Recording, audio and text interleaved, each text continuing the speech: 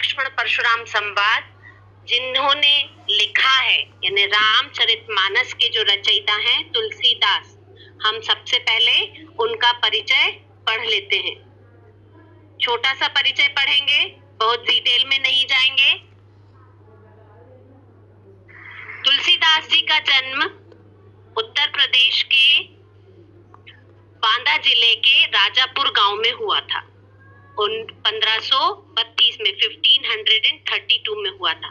और कुछ विद्वान उनका जन्म स्थान सौरो, ये एटा जिला है उत्तर प्रदेश का, वहां पर मानते हैं।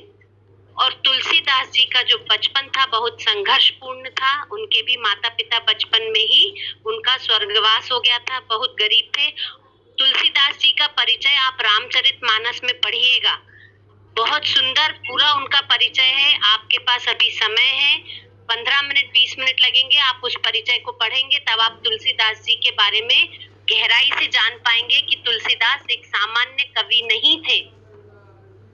जीवन के प्रारंभिक वर्षों में उनके माता पिता से उनका बिछोह हो गया था, उनके माता पिता की मृत्यु हो गई थी। और कहा जाता है कि गुरु कृपा से ही उन्हें राम भक्ति का मार्ग मिला था। वे मानव मूल्यों के उपासक कवि थे। मानव मूल्य यानी जो हमारे ह्यूमन एथिक्स होते हैं, जो हमारे वैल्यूज होते हैं, उसके वो बहुत बड़े उपासक थे, उसके साधक थे, और वे ही कवि माने जाते हैं। राम भक्ति परंपरा में तुलसीदास जो है वो अतुलनीय है, यानी उनकी तुलना किसी और से नहीं की जा सकती। राम भक्ति के लिए तुलसीदास, या राम अगर कहा जाए राम भक्त, तो सबसे पहले तुलसीदास आएगा नाम। रामचरितमानस एक सबसे बड़ा ग्रंथ है जिसकी रचना तुलसीदास जी ने की, और उनको प्रेरणा मिली रामायण, जो वाल्मीकि के द्वारा रचित संस्कृत की जो रामायण थी उससे उन्हें प्रेरणा मिली और उन्होंने रामचरितमानस की रचना की। वे अनन्य भक्त थे और उनके सृजनात्मक कौशल का रामचरितमानस एक बहुत सुंदर मनोरम उदाहरण है।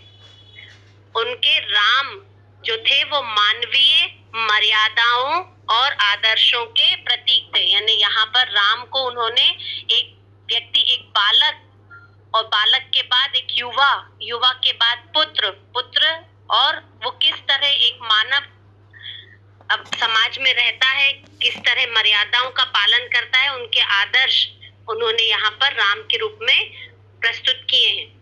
तुलसीदास जी ने नीति, स्नेह, शील, विनय, त्याग, ऐसे जो मानवीय गुण होते हैं उनको राम जी के अंदर, रामचंद्र जी के अंदर प्रतिष्ठित किया है।